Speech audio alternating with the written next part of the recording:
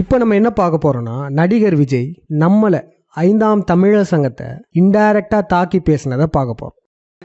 ஒரு கூட்டம் கொஞ்ச காலமா ஒரே பாட்டை பாடிக்கிட்டு, அதாவது யார் அரசியலுக்கு வந்தாலும் ஒரு குறிப்பிட்ட கலர் அவங்க மேல பூசிட்டு. கொஞ்சம் காலமா ஒரு கூட்டமா? எந்த கூட்டமா இருக்கும்? நாம் தமிழர் கட்சியா? இல்லையே, அவங்களே ஆதரவாக தானே பேசுனாங்க. இல்லை திமுக அதிமுகவா? இல்லை பாஜகவா? இவங்க யாருமே விஜய் எதிர்க்கலையே, எல்லாருமே வரவேற்றாங்களே. அப்போ யார் அந்த கூட்டம்? அதுவும் கொஞ்சம் காலமா? நடிகர் விஜய் பயப்படாம சொல்லுங்க, யார் அந்த கூட்டம்?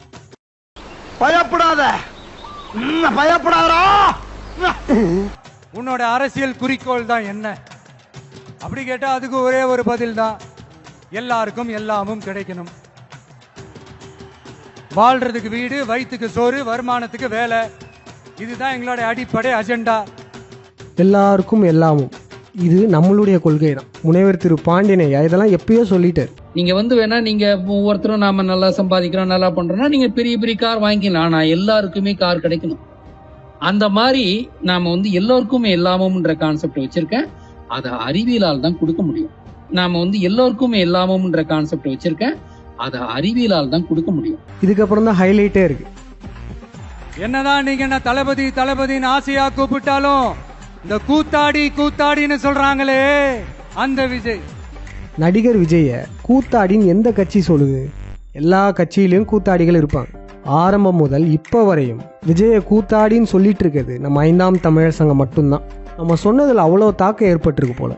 ரொம்ப ஃபீலிங்காக பேசுறாரு. பாத்தீங்களா, கவுளி கூட அடிக்குது. ஹலோ, நான் தான் ஃபீல் பண்ணேன். நீங்களா?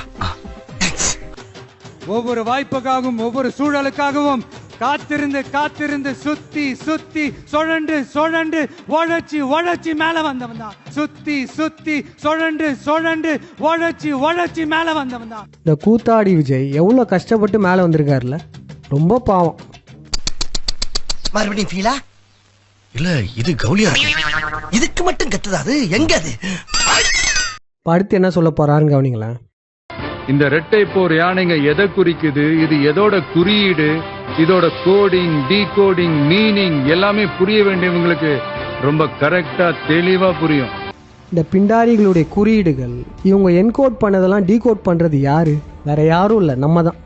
இவர் தமிழர் இல்லைன்னு முதல்ல டீகோட் பண்ணி சொன்னது நம்ம முனைவர் திரு பாண்டியனையா தான். சமீபத்தில் இந்த விஜயுடைய குஞ்சருத்தான் கொடி இருக்குல்ல, இதை டீகோட் பண்ணதுமே முனைவர் திரு பாண்டியனையா தான்.